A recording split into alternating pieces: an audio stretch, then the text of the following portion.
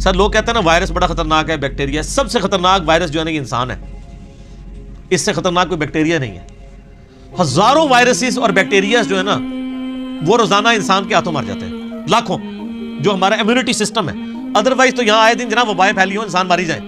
ہمارے اندر اللہ نے ایسا سسٹم رکھ دیا ہے کہ جب وائرسز یا بیکٹیریا جاتے ہیں وہ تو کبھی کبھار انسان بیمار ہوتا ہے نا، ورنہ یہ تو جا رہے تو روزانہ تھوک کے حساب سے وہ سسٹم اس کی مخالفت کرتا ہے، ان کو مار دیتا ہے. یہ میدا دیکھ لیں کیا چیز ہے، گوشت کی چیز بنائی، آپ اس میں جناب بوٹی ڈال دیں وہ بھی ہضم ہو کے نکل جاتی ہے، آپ سبزی ڈال دیں وہ بھی ہضم ہو کے نکل، ایسا تیزاب کا سسٹم رکھا ہے، سب کچھ ہضم ہو جاتا ہے، سب کچھ. یعنی اللہ تبارک و تعالیٰ نے اس کو ایسا مینج کیا ہے. اب یہ صرف دل کو دیکھ لیں آپ، 1,00,000 دفعہ روزانہ سب دھڑک رہا ہے، 1,00,000 دفعہ روزانہ بغیر کسی بیٹری کے، اور خالی دھڑک نہیں رہا سر، 10,000 لیٹر خون پمپ کر رہا ہے پورے جسم کے اندر. یہ کوئی یو پی ایس بھی نہیں کام کر سکتا، ایک بندے کا دل نہیں چلایا جا سکتا. اتنا خرچ، یہ وینٹیلیٹر پہ دیکھیں نا کتنا خرچہ ہوتا ہے، روزانہ کا 1,00,000 1,50,000 روپے لے رہے ہوتے ہیں، اس میں بندہ زندہ نہیں رہتا، صرف دل کو مصنوعی طور پہ چلا رہے ہوتے ہیں، میڈیکلی اس کی موت ہو چکی ہوتی ہے. اور جسم میں نسوں کی جو لینتھ ہے نا سر وہ اتنی زیادہ ہے کہ ایک انسان کی اگر نسیں جوڑی جائے نا تو زمین کے 2.5 چکر لگ سکتے ہیں جی.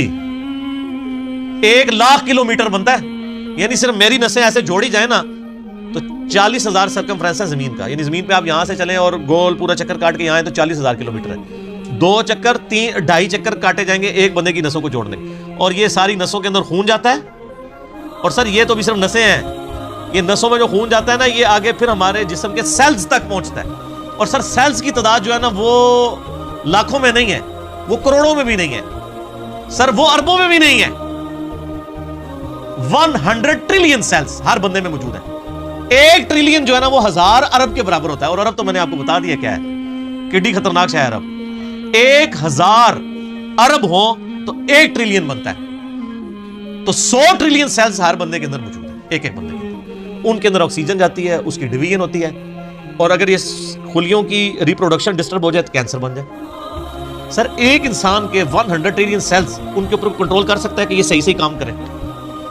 پوری دنیا کے انسان مل کے بھی خلیے کا حساب رکھ سکتے ایک بندے نے، تو کس نے حساب رکھا؟ اللہ نے.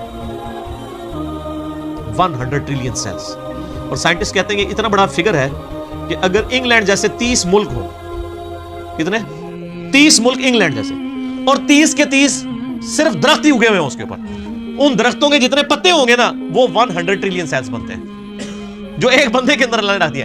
اور سر یہ سیلز آپ یہ نہ سمجھیے گا کہ کوئی اینٹ یا بجری ہے، ایک سیل جو ہے نا اس کے اندر پورا ایک پاور سسٹم ہے. ایک اگر سیل بنانا پڑ جائے، نیو یارک سٹی جتنی جگہ چاہیے اس کے اندر جتنے سسٹم ہے جی. زندگی کی تو میں بات ہی نہیں کر رہا، زندگی تو کوئی ڈال ہی نہیں سکتا اس کے اندر جو سسٹمز لگے ہوئے ساری کی ساری چیز. اور یہ ایک انسان کی بات ہو رہی ہے سر، ایک انسان کی، اور یہ صرف سیلز کی بات ہو رہی ہے. ابھی یہ نہیں بتایا جا رہا کہ وہ سیلز کیسے ڈیسائیڈ کرتے ہیں کہ کن سیلز نے آنکھیں بننا ہے، کس نے گردے بننے ہیں. یہ سیلز تو ایک جیسے ہی ہیں. یہ کون ڈیسائیڈ کرتا ہے ماں کے پیٹ کے اندر کہ یہ جو ایک گوشت کا لوتھڑا ہے اس نے کچھ عرصے بعد ڈیسیژن کرنا ہے کہ اس نے اتنے سیلز نے مل کے گردہ بنا دینا. اور سر گردہ اس کا پھر فنکشن بھی بنانا ہے سر، خالی گردہ نہیں بنانا، اس نے دل بنا دینا ہے. اور سائنٹسٹ کہتے ہیں یہ آنکھیں تو سمجھ سے باہر ہیں کہ اس کے اندر تو شیشہ ہے، گوشت میں کوئی ایسی چیز نہیں جو شیشہ بنا دے، شیشہ بھی بن جاتا ہے. اور خالی بنتا نہیں ہے، اس کے اندر بنائی ہے. صرف آنکھ میں بولوں نا میرے بھائی 1 گھنٹہ چاہیے، یہ آنکھ کیا چیز بنا دی اللہ نے. پھر پھیپڑے ہیں، گردے ہیں، جگر ہے. ایک بندے کی یہ چیزیں کنسیڈر کریں تو انسان یہ میریکل ہے. یعنی انسان خود بہت، یہی تو اللہ نے فرمایا سنوریہم آیاتنا فی الآفاق وفی انفسہم، ان قریب زمین و آسمان میں اور تمہاری جانوں میں ایسی نشانیاں دکھائیں گے تم چیخ اٹھو گے کہ اللہ حق ہے. سر ایک بیج کے اندر اتنا ڈیٹا موجود ہے کہ جتنی انسانی تاریخ میں کتابیں لکھی گئی ہیں. یہ سیڈ خود اللہ تعالیٰ کا بہت بڑا معجزہ ہے. ایک بیج آپ زمین میں بوتے ہیں تو 6 ارب گنا بڑا درخت بن جاتا ہے. اور ارب تو آپ کو پتا ہے کتنا ہوتا ہے، 6 ارب گنا بڑا درخت اس ایک بیج.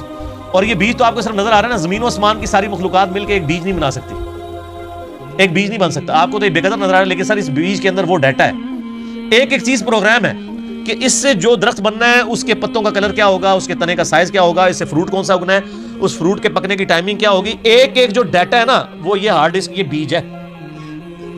اور سر آپ نے تربوز کبھی کاٹا ہے؟ اس کے اندر سے کتنے بیج نکلتے ہیں؟ آج کل سردیاں امرود کھایا ہے، کتنے بیج نکلتے ہیں؟ ایک ایک بیج کے اندر کروڑوں امرودوں کا ڈیٹا موجود ہے. ظاہر ہے کہ جی آپ ایک بیج کو بوئیں گے تو ایک اور درخت نکل آئے گا سر، اس کے ساتھ سینکڑوں ہزاروں امرود لگیں گے. ایک دفعہ نہیں، آپ توڑیں گے اگلے سیزن میں پھر لگ جائیں گے. وہ نکلا کس سے ہوا ہے؟ ایک بیج سے. اور وہ ایک بیج خود ان ہزاروں بیجوں میں سے ہے جو ایک امرود سے نکلتا ہے. ایک امرود ہی جو ہے انبلیویبل چیز ہے. میں تو یقین کریں جب یہ یعنی تربوز کاٹتا ہوں میں پریشان ہو جاتا ہوں کہ کہاں بیچ میں ایڈجسٹ کیے ہوئے ہیں بیج. اور یہ جو تربوز آپ کاٹ رہے ہیں سر، یہ آپ اربوں تربوز کاٹ رہے ہیں، کیونکہ ہر بیج کے اندر ایک تربوز ہے. اور وہ جو اس بیج سے تربوز نکلے گا اس کے اندر کتنے آگے بیج ہوں گے، اور ان بیجوں کو بوئیں گے تو ان سے آگے کتنے تربوز نکلیں گے. اور اب کوئی بیوقوف ہوگا نا جو کہ یہ خود بخود ہو رہا ہے. اگر کوئی کہتا ہے یہ خود بخود ہو رہا ہے تو آپ کر کے بتا دیں. ہم آپ سے کہتے ہیں کہ آپ بیج بنا دیں، ہمیں بیج بنا کے کو بتا دیں. اس سے بھی آسان کوشچن دیتے ہیں آپ. بیج تو نہیں آپ بنا سکتے، ہم آپ کو انڈا دیتے ہیں توڑ کے، آپ اس سے چوزا بنا کے بتا دیں.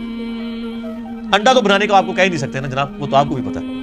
زمین و آسمان کی ساری مخلوقات مل کے ایک انڈا نہیں بنا سکتی. اور مجھے اگر آپ بتائیں کہ اگر کسی شخص کو یہ نہ پتا ہو کہ چوزا انڈے سے نکلتا ہے، آپ اس کے سامنے الٹے بھی لٹک جائیں نا، وہ ماننے کے لیے تیار نہیں ہوگا. یار اس میں سے کیسے چوزا نکل سکتا ہے؟ اس کا تو پورا سسٹم ہے، اس کے تو ایک پوری ایروفائل سٹرکچر ہے اس کے پروں کی، اس کے اندر پورا ایک یعنی کھانے پینے کا نظام ہے، وہ پوری ایک زندگی ہے. اس لیسدار مادے سے بنتی ہے. اندر جا کے کون بنا دیتا ہے؟ کوئی ماننے کے لیے تیار نہیں ہوگا. اس لیے میں ایک جملہ بولتا ہوں کہ اس کائنات میں جو کچھ ہو رہا ہے نا وہ معجزہ ہے، جو کچھ ہو رہا ہے. لیکن چند معجزات کے ہم عادی ہو چکے ہیں، اس لیے ہمیں معجزے لگتے نہیں ہیں. سر مردے کے زندہ ہونے سے بڑا معجزہ ہے انڈے میں سے چوزے کا نکلنا. وہ مردہ زندہ ہو جائے لوگ کہیں گے یہ بہت بڑا معجزہ ہو گیا، اس لیے کہ ہم عادی نہیں ہے. سر اس سے بڑا معجزہ انڈے میں سے چوزا نکلنا ہے.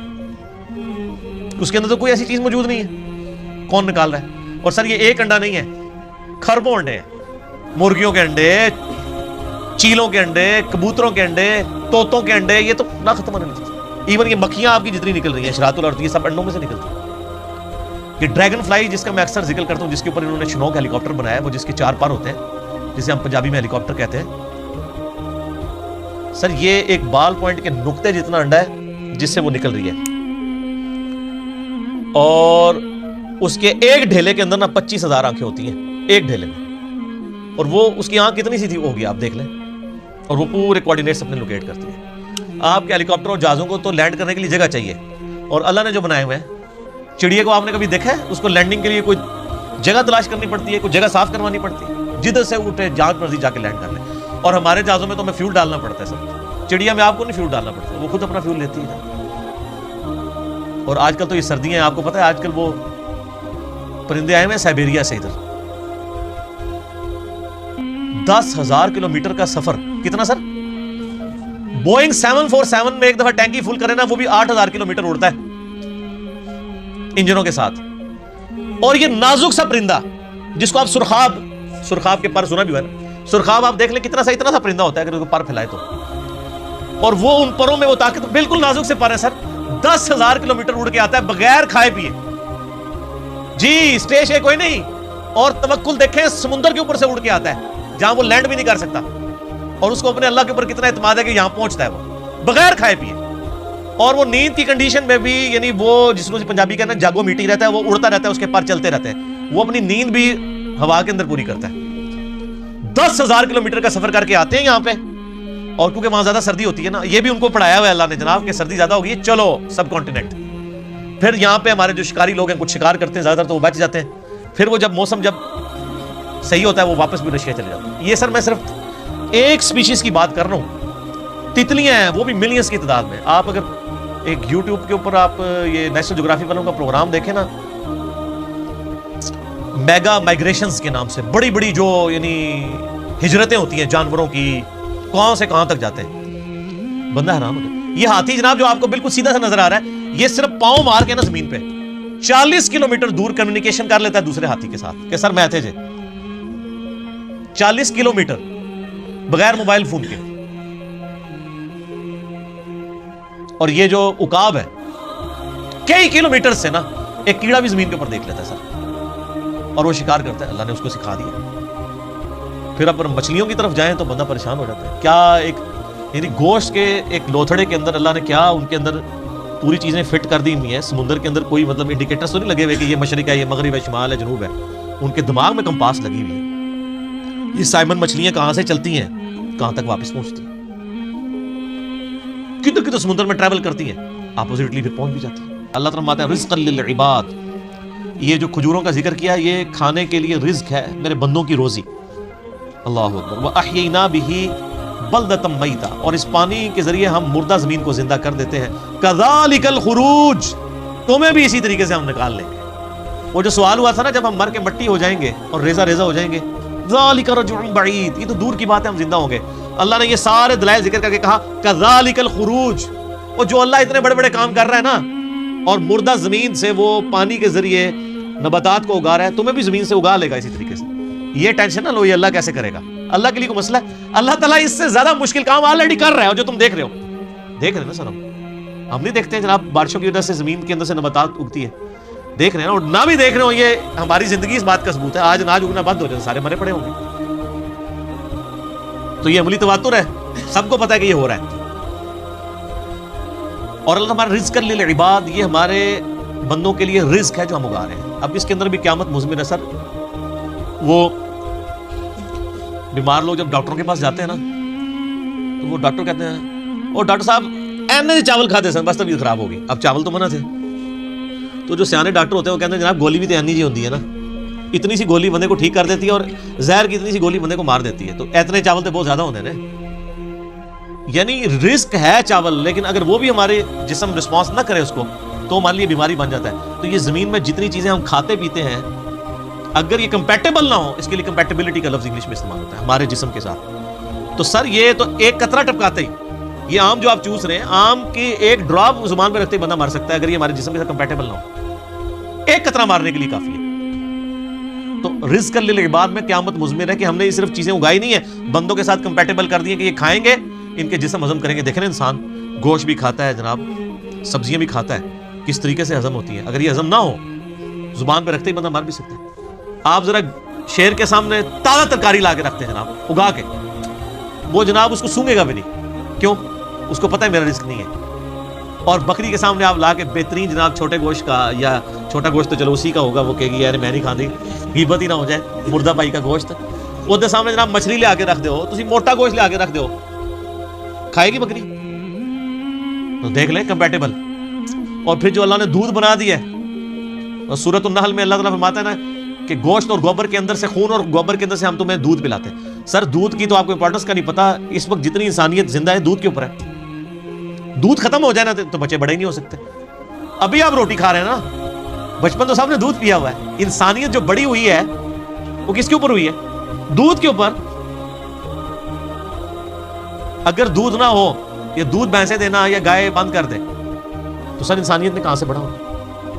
یہ آپ خشک بھی پیکٹوں کا دودھ بھی جو ہے وہ اسی سے بنایا جاتا ہے.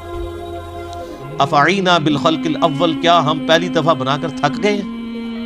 ہائے ہائے, پہلی دفعہ کو کام کرنا جو ہے نا مشکل ہوتا ہے, دوبارہ تو بڑا آسان ہوتا ہے. یہ بھی قرآن پاک میں آیت آتی ہے کہ جس نے پہلی دفعہ پیدا کیا وہ دوبارہ پیدا کر سکتا ہے. تو اللہ تعالیٰ ہمارے کیا ہم پہلی دفعہ بنا کے تھک گئے؟ بل ہم فی لبس من خلق جدید, بلکہ اصل میں یہ دوبارہ پیدا ہونے کے بارے میں شک میں پڑ گئے. شک میں کیوں پڑے؟ سر اپنی مرضی کی زندگی گزارنا چاہتے ہیں, ورنہ کائنات کے اندر تو کتنے میں نے فزیکل فینومینا آف نیچرز کا ذکر کیا ہے, وہ کافی ہے انسان کو خدا تک پہنچنے کی. اور میں ایک اکثر جملہ بولا کرتا ہوں, God is the only explanation of all the physical phenomena in this universe. اس کائنات میں ہونے والے ہر فزیکل فینومینا کی ایکسپلینیشن گاڈ ہے. سائنس ہمیں زیادہ زیادہ کہاں تک لے جائے گی؟ سائنس صرف ڈسکوری کرتی ہے سر. پہلے اگر انڈے کی وہ انہوں نے ڈسکوری کی کہ انڈے کے اندر چوزا بنتا ہے, اور اس کے بعد پھر ایک اور سٹیپ طے ہو گیا کہ اس میں کیمیکل ریئیکشنز کیا ہوتے ہیں. آپ جتنا مرضی کریں, آپ ڈسکوری سے ایک ایک سٹیپ اور طے کرتے جائیں گے, لیکن کریں گے ڈسکوری, انڈا کو بنا نہیں سکے گا, چوزا کو بنا نہیں سکے گا. اسی لیے بایولوجی کا یہ لا فائنل ہو چکا ہے کہ living things can never be created out of non living things. مرغی نے انڈا دینا ہے تو اس میں سے چوزا نکلنا ہے سر, انڈا کو بنا نہیں سکتا. اب وہ انڈا آپ چاہے چوزے کے نیچے رکھ دیں, چاہے آپ اس کو کسی مشین کے اندر رکھ دیں, یعنی وہ چوزا نکلنا ہے اس انڈے کو مرغی کے نیچے رکھنے سے مشین میں, لیکن وہ مرغی نہیں انڈا دینا, بنا نہیں سکتی. لیونگ تھنگس جو ہے وہ نان لیونگ تھنگس سے نہیں بن سکتی, لیونگ تھنگس سے بن. تو یہ سائنس زیادہ ڈسکوریز کرتی ہے. الٹیمیٹلی جب پوچھا جاتا ہے کہ ہاؤ, کیسے ہو رہا ہے, وہ کہتے ہیں it is physical phenomena of nature. ہم سے صرف آپ یہ پوچھیں کہ وٹ اور وائی, کیا ہوا, زلزلہ ہوا ہے, کیوں آیا, ٹیکٹونک پلیٹس کی ڈسٹربنس, کیسے ہو گیا, کس نے ڈیزائن کر دیا؟ وہ کہتے ہیں it is physical phenomena of nature. اسی کے پیچھے تو خدا ہے جو ڈیسائیڈ کرتا ہے کہ کس وقت کیا کام ہوگا. تو جتنے بھی کائنات کے اندر عوامل ہیں ان کے پیچھے ایک ڈیوائن سورس ہے. آپ اسے سپر نیچرل ایجنسی کہہ لیں, سپریم بینگ کہہ دیں, سپر نیچرل اتھارٹی کہہ دیں, آپ بھگوان کہہ دیں, آپ خدا کہہ لیں, آپ گاڈ کہہ لیں, آپ اللہ کہہ لیں, وہ ایک ہی ہے.